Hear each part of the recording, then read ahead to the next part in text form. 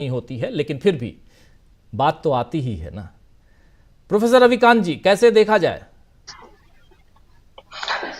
देखिए राजीव जी, आज ये पटना की रैली नहीं थी, ये तूफान मुझे दिख रहा था। और उस तूफान में जो पूरी भारतीय जनता पार्टी की नफरत की राजनीति है वो उड़ते हुए भी दिखाई दे रही थी। पटना की उस ऐतिहासिक गांधी मैदान पर, जिसका जिक्र आज बहुत सारे लोगों ने किया कि कभी 5 जून 1974 को जयप्रकाश नारायण ने वो दिनकर की पंक्तियां दोहराई थी कि सिंहासन खाली करो कि जनता आती है। ये जनता मूक बधिर नहीं है जो तेजस्वी यादव ने कहा। ये जनता वो है जो भले ही आज चप्पल पहन के आई हो, झंडे लेकर के आई हो, लेकिन आज उसके कंठ में, उसके मुंह में जबान है। लालू प्रसाद यादव क्या कहते हैं कि हमने उन दबे कुचले वंचित लोगों को स्वर्ग भले ही ना दिया हो, लेकिन स्वर दिया है जी। सामंतवाद के सामने सीधे तौर पर खड़े होने का मादा दिया है। और लालू एक और बात कहते हैं कि जो रोटी जल रही थी एक तरफ, उसको हमने पलट दिया। यानी समाजवाद का जो सपना था उसको हमने बिहार की धरती पर लागू किया और उसके कुछ दूसरे प्रभाव भी होंगे। लेकिन आज वो लोग जो पिछले 10 साल से ये उम्मीद लगाए बैठे थे कि हमारा भला होगा, हमें हमारे बच्चों को रोजगार मिलेगा, किसान हैं उनको एमएसपी मिलेगी, और जो नौकरियां कर रहे हैं उनको पेंशन मिलेगी। राजीव जी, मैं उन लोगों की बात कर रहा हूं जो मोदी भक्त थे। आज उनके सामने कुछ भी नहीं है और वो जिस तरह से निराश हैं, वो ये कह रहे हैं कि हमको 10 साल में मिला क्या। मोदी जी ने 60 महीने मांगे थे। इस देश की जनता बहुत बड़ा दिल रखती है। 60 नहीं, 120 महीना दिया, लेकिन बदले में क्या मिला? वो मोटी मोटी कीलें, वो आंसू गैस के गोले, वो मणिपुर की जातीय हिंसा, वो हाथरस से लेकर के और रामपुर तक की दलितों पर अत्याचार, मध्य प्रदेश में उस आदिवासी के मुंह पर पेशाब, और हेमंत सोरेन जैसा चुना हुआ मुख्यमंत्री जिसको जेल मिली। ईडी और सीबीआई का डर दिखा करके ये पूरे विपक्ष को धमकाना और डराना चाहते हैं, खामोश करना चाहते हैं, विपक्ष मुक्त भारत बनाना चाहते हैं। लेकिन ये लोकतंत्र ऐसे नहीं बना था। 90 साल का पूरा संघर्ष, इसमें भगत सिंह से लेकर के गांधी, अंबेडकर, नेहरू, सुभाष चंद्र बोस, उन सब ने अंग्रेजों के खिलाफ जो युद्ध किया था, जो संघर्ष किया था, उसके परिणाम स्वरूप ये देश आजाद हुआ था। संविधान सभा ने ये गारंटी थी। ये मोदी जी बार बार गारंटी की बात करते हैं, लेकिन असली गारंटी तो इस देश को संविधान ने दी थी कि दबे कुचले दलित वंचित तबके के लोग वो भी समान न्याय पा सकते हैं, वो भी समान अवसर पा सकते हैं, वो भी अत्याचार से मुक्त हो सकते हैं। ये थी असली गारंटी। और आज मोदी जी जिस गारंटी की बात कर रहे हैं वो दरअसल संविधान को खत्म करने की गारंटी है। वो इस देश के दबे कुचले लोगों को उनके अत्याचार और उन पर होने वाले अन्याय की गारंटी है। ये उससे मुक्ति की गारंटी नहीं है। और तेजस्वी यादव आज थोड़ा आगे बढ़े। उन्होंने कहा कि सिर्फ माई नहीं है, इसमें बाप भी है। केवल एमबाई नहीं है, मुस्लिम यादव नहीं है, इसमें वो अगड़े लोग भी हैं। उसमें बामन ठाकुर, लाला बनिया, ये सब जो चाहे नोटबंदी की मार रही हो, चाहे गब्बर सिंह टैक्स की मार रही हो, चाहे कोरोना के बाद की आपदा काल रहा हो, राजीव जी, नरेंद्र मोदी ने इस देश के लोगों को जानवरों से भी बदतर बना दिया। आपने कोरोना काल में पूरा असंगठित क्षेत्र खत्म कर दिया, लोगों को जानवरों की तरह हकाल दिया, और आज आपने 5 किलो राशन की लाइन में लगा दिया। जानवर भी अपना पेट भरना जानता है, तो क्या आपने इस देश के लोगों को जानवर समझ रखा है?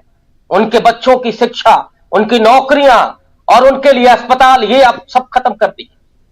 आज हालात ये है कि एक तरफ वो देश का किसान है जिसे आप दिल्ली अपनी बात कहने के लिए नहीं पहुंचने दे रहे, और दूसरी तरफ जामनगर है जहां आपके एक मित्र के बेटे की रिंग सेरेमनी ने आपने जामनगर के एयरपोर्ट को इंटरनेशनल एयरपोर्ट बना दिया।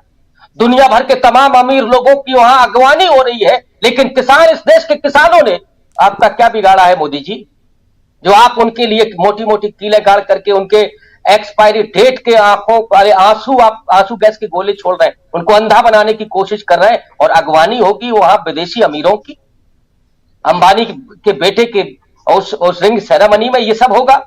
तो ये देश तो आज पूछ रहा है, और इसलिए ये पटना की सिर्फ महारैली नहीं थी, इस देश के लोगों की ये भावनाएं थी, जन विश्वास था कि जो आज पटना की रैली से उत्साहित लोग आज यहां लखनऊ में झूम रहे हैं, वहां झारखंड में झूम रहे हैं, और झूम रहे हैं वो गुजरात के उस इलाके में भी जहां छाती पर पूरी सत्ता जिस तरह से काबिज है और लोगों को मुश्किल में डाल रखा है। इसलिए मैं इस केवल रैली को आज की रैली नहीं समझ रहा हूं, सिर्फ पटना की रैली नहीं समझ रहा हूं, बल्कि इस देश के समूचे लोगों के विश्वास की ये रैली है। जी राजू जी, बिल्कुल समूचे देश के विश्वास की रैली है, जन विश्वास कह सकते हैं।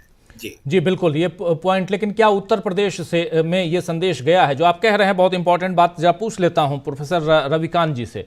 रविकांत जी, क्या उत्तर प्रदेश में संदेश देने में, यहां बिहार पटना से उत्तर प्रदेश में इंडिया गठबंधन के पक्ष में संदेश देने में कामयाब हो पाए आज अखिलेश यादव?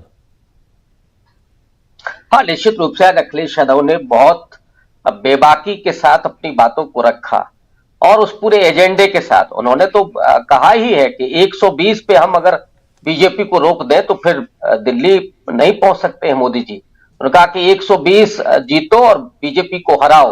तो जाहिर तौर पर उत्तर प्रदेश में भी जो माहौल है इस वक्त, और खास करके जब से राहुल गांधी और अखिलेश यादव ने आगरा में एक साथ रैली की है, उसके बाद बहुत सारी चीजें यहां बदलते हुए दिखाई दे रही हैं।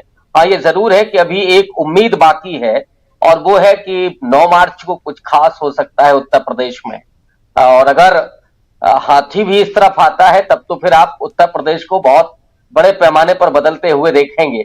लेकिन अखिलेश यादव ने जो बातें आज की हैं, और तेजस्वी यादव को आज उन्होंने बहुत सराहा है, मुझे लगता है कि पटना से वो कुछ लेकर के जाएंगे, और जिसकी तरफ इशारा अनिल जी ने किया कि अगर ये रैलियां और दूसरी जगहों पर हो, लखनऊ में होनी चाहिए एक बड़ी इस तरह की रैली इंडिया अलायंस की, जिससे अखिलेश यादव का भी कद बढ़ेगा और लोगों का भरोसा भी कायम होगा। तो निश्चित रूप से 80 लोकसभा सीटें हैं उत्तर प्रदेश की, जहां पे गठबंधन होने के साथ ही कम से कम 2 दर्जन सीटें ऐसी हैं जहां बीजेपी को मुकाबला करना बेहद कठिन है, बल्कि अब ये कहें कि नामुमकिन है तो इसमें कोई अतिशयोक्ति नहीं होगी। लेकिन इसके ऊपर अगर आपको बीजेपी को रोकना है तो फिर और ज्यादा मेहनत करने की जरूरत है, और उसमें इस तरह की रैलियां और ज्यादा कामयाब बनाएंगी इंडिया अलायंस को। और जो तीसरी बात मैंने कही कि उसमें अगर मायावती आती हैं तो फिर और भी महत्वपूर्ण ये अलायंस बनेगा।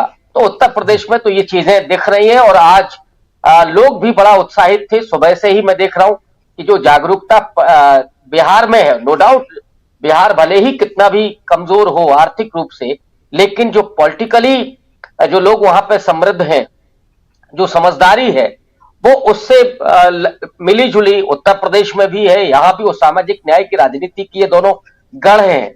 तो लालू प्रसाद यादव उधर हैं और इधर मायावती रही है, मुलायम सिंह यादव हैं। तो ये पूरा माहौल जो है वो सामाजिक न्याय की राजनीति की तरफ बढ़ रहा है, और उसकी तरफ यहां से भी लोग देख रहे थे। सुबह से ही उस पूरी रैली पर लोगों की नजर थी। उस भरोसे को देखने के लिए वो लोग आज सोशल मीडिया पर लगातार सक्रिय थे, और मुझे लगता है कि इसका सकारात्मक प्रभाव उत्तर प्रदेश में भी पड़ेगा। जी राजू, बिल्कुल बिल्कुल, उत्तर प्रदेश में पड़ेगा। उत्तर प्रदेश और बिहार, प्रशांत जी, उत्तर प्रदेश और बिहार मिलाकर 120 सीटें, 120 में से 103 सीटें आज की तारीख में एनडीए के पास हैं। 64 सीटें उत्तर प्रदेश की और 39 सीटें 39 सीट्स बिहार की, 103 सीटें। और यहां अगर जो बात यहां कह रहे थे अखिलेश यादव कि रोकना अगर है, क्योंकि 100 सीटें, अगर 100 से ज्यादा सीट आप इन्हीं दोनों राज्यों से ले आते हैं तो 272 का आंकड़ा पार करना बहुत आसान हो जाता है।